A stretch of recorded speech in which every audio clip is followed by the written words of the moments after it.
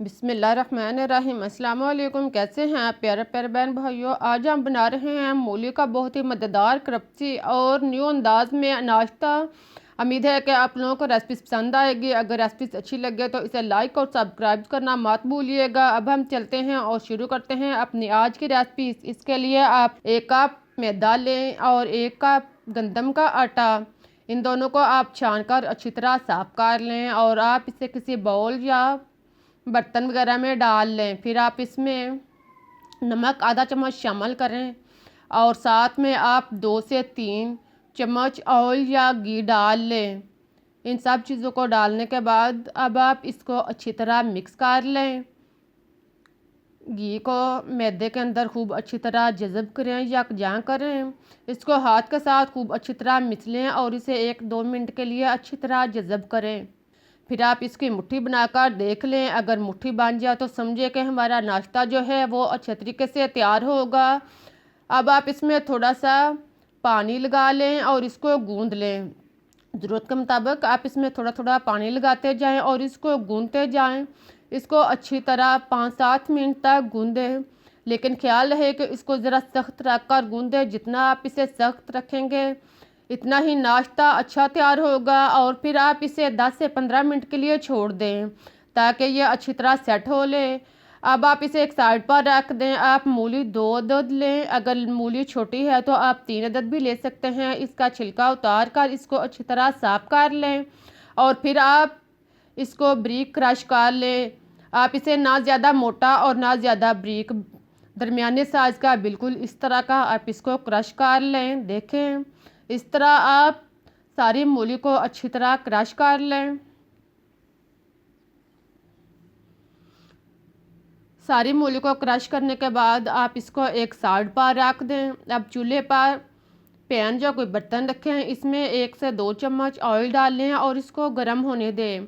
जब ऑयल अच्छी तरह गर्म हो जाए तो आप इसमें 1 अदद प्याज कटा हुआ शामिल करें और इसे फ्राई होने दें।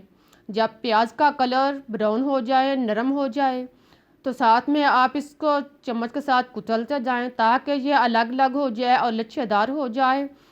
जब प्याज अच्छी तरह नरम हो जाए बिल्कुल इस तरह का, तो फिर आप इसमें मूली जो हमने क्रश करके रखी हुई थी इसका पानी निकाले बगैर इसमें शामिल करें और फिर आप इसे फ्राई करें। इसको आप प्याज के अंदर मिक्स करें और 3-4 मिनट तक अच्छी तरह इसका पानी खुश्क करें।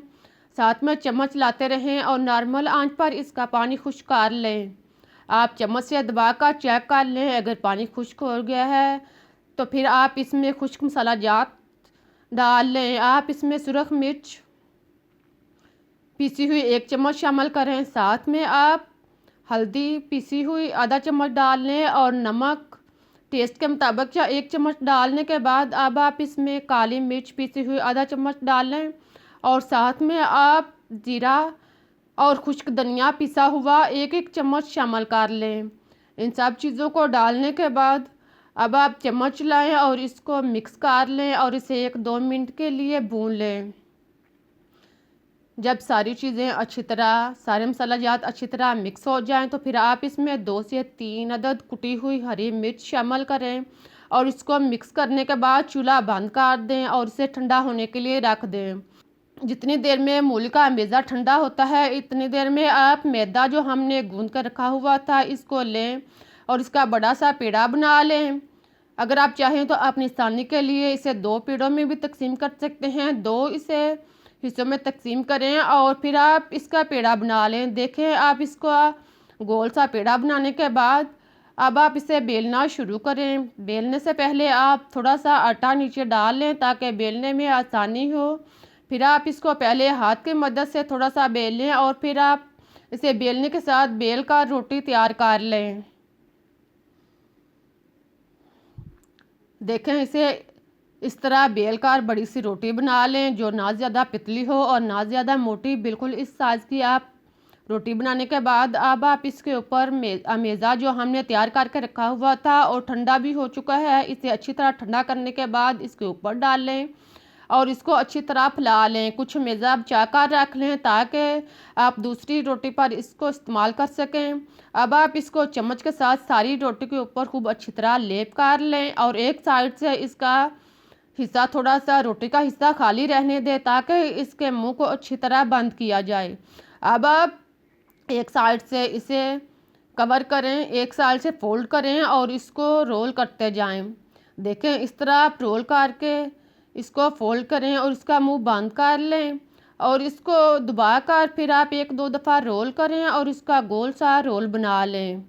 अब आप इसको सेट करने के बाद दोनों साइडों से थोड़ा थोड़ा उतार लें। पहले आप दोनों साइडों से खाली हिस्सा उतारें बिल्कुल इस तरह, और फिर आप इसके छोटे छोटे स्नैक्स बनाकर इसको काट लें। इसको आप आधे आधे इंच के फासले पर इसको काटते जाएं। देखें इस तरह आप अगर चाहें तो पहले अपनी आसानी के लिए निशान लगा लें और इन निशान पर आप इसको काटते जाएं।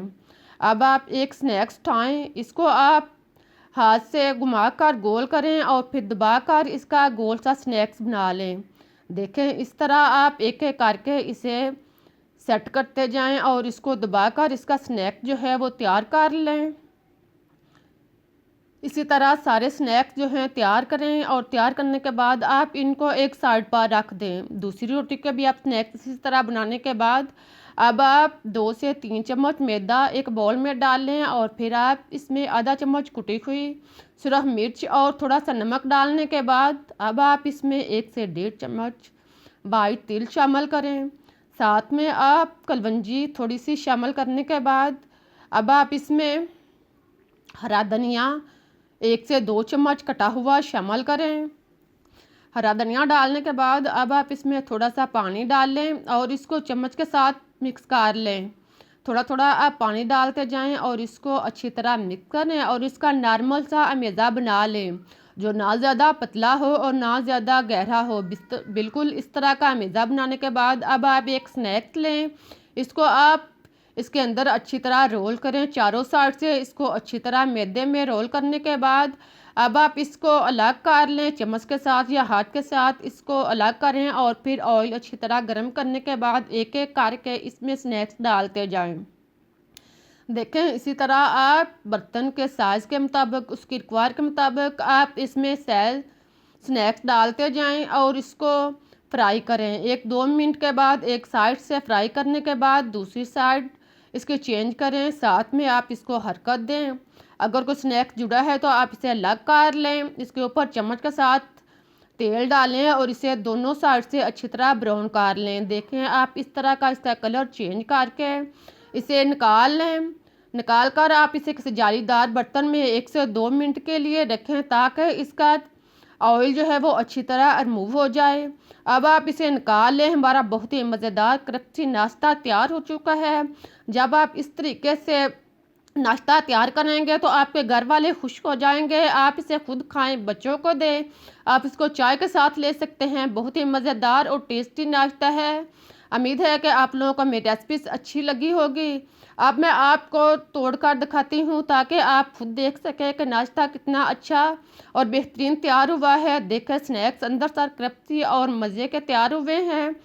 मुझे इजाज़त दें, आप रेसिपीज़ को एंजॉय करें। फिर मिलते हैं एक नई रेसिपीज़ के साथ, लेकिन जाते जाते आपको याद दिलाती जाऊँ कि रेसिपीज़ को लाइक करना और चैनल को सब्सक्राइब करना मत भूलिएगा।